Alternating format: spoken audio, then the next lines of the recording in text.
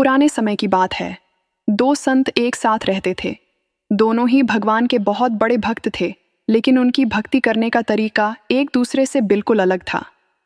पहला संत दिन रात तपस्या और मंत्र जाप करता रहता था, जबकि दूसरा संत रोज सुबह शाम भगवान को भोग लगाने के बाद ही भोजन करता था।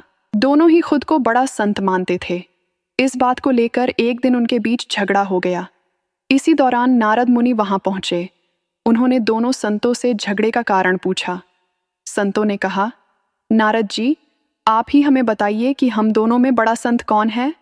नारद मुनि ने कहा, यह तो छोटी सी बात है, इसका फैसला मैं कल कर दूंगा। अगले दिन नारद मुनि ने दोनों संतों के पास मंदिर में एक एक हीरे की अंगूठी रख दी।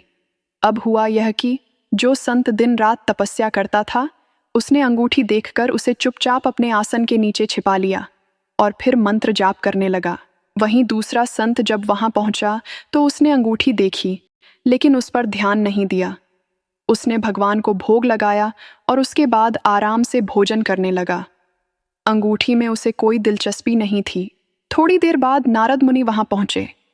दोनों संतों ने उनसे पूछा, नारद जी, अब आप बताएं कि हम दोनों में बड़ा संत कौन है। नारद मुनि ने तपस्या करने वाले संत को खड़े होने के लिए कहा। जैसे ही वह खड़ा हुआ, उसके आसन के नीचे छिपी हुई अंगूठी दिख गई। तब नारद मुनि ने कहा, तुम दोनों में भोग लगाकर भोजन करने वाला संत बड़ा है, क्योंकि तपस्या करने वाले संत में चोरी करने की बुरी आदत है। उसने भक्ति के समय में भी चोरी करने से संकोच नहीं किया, जबकि भोग लगाने वाले संत ने अंगूठी को छुआ तक नहीं। उसका मन साफ है, इसलिए वही बड़ा संत है। दोस्तों, इस कहानी से हमें यह सीख मिलती है कि भक्ति सिर्फ बाहरी दिखावे से नहीं होती। अगर मन में बुरे विचार हैं, बुरी आदतें हैं, तो भक्ति सफल नहीं हो सकती। सच्चा भक्त वही है जिसका मन पवित्र हो और जो बुरे विचारों से दूर हो।